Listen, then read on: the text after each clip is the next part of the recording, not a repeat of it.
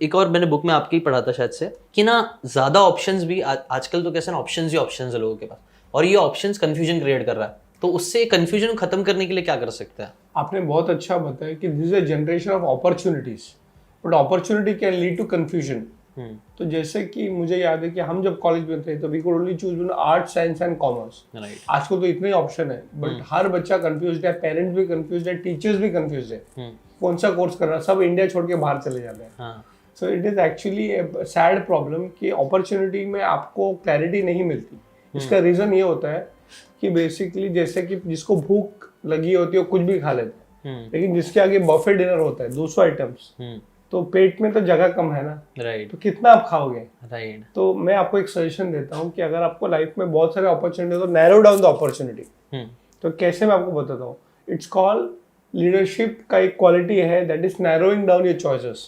जैसे कि अगर किसी को शादी करना है तो मम्मी पापा जो होते हैं आपको लड़का लड़की दिखाएंगे, और अगर आप कोई वेबसाइट में जाओ शादी.com या जो भी है जीवनसाथी.com या भारत मैट्रिमोनी, मैं किसी को प्रमोट नहीं कर रहा हूँ, बट आप देखोगे इतने ऑप्शन हैं, you get totally confuse. Right. फिर सेकंड कंफ्यूजन होता है love marriage versus arrange marriage, वो अनदर कंफ्यूजन। तो आप करोगे क्या?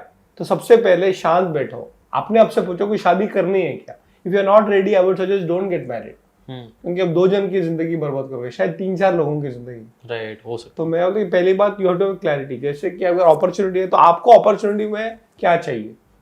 तो next thing is that if you are not sure, narrow down. So अगर 300 अपॉर्चुनिटीज है, लड़का है लड़की जो भी है, उसमें से आप कम से कम 2 या 3 को नैरो डाउन करो कि आपके क्या मेन इंपॉर्टेंट चीज है, तो आप फिगर आउट करो। फिर उसमें से 3 में से आपको अगर एक को चूज करना है, तो what you do is that, अगर आपको वो भी पता नहीं तो take the help of an advisor जो उस फील्ड का एक्सपर्ट हो।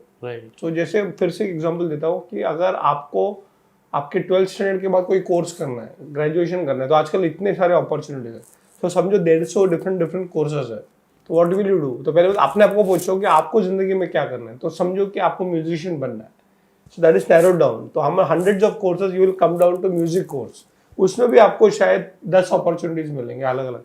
कोई इंस्ट्रूमेंट होगा, कोई स्पोर्ट्स मैनेजमेंट होगा, कोई आर्ट्स मैनेजमेंट होगा, I don't know. Then you don't know what to do. फिर क्या, क्योंकि आप narrow down to 3 or 4 courses.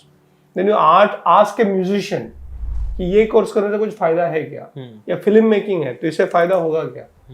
So then you do that one course फिर 100%। जैसे मैंने अपने लाइफ में बहुत सारी किताबें पढ़ी, since we are talking about books, इतने सारे किताबें पढ़ी, और एक बार क्या होता है, एक बार आदत लग गई तो आप और पढ़ते रहोगे। तो मैंने अपने आप से पूछा कभी तक पढ़ता रहूंगा और क्या क्या पढ़ूंगा। Too many options, too many opportunities. और फिर क्या हो, इंटरनेट के रेवोल्यूशन की वजह से all books are available almost free now, you can download anything e version. तो क्या करूं, तो मैंने अपने आप को पूछा कि आपका फील्ड क्या है, तो मेरा फील्ड था मैनेजमेंट, अभी वो लीडरशिप हो गया, तो मतलब मैनेजमेंट में भी क्या। So I narrowed down saying that I want to study ancient Indian management.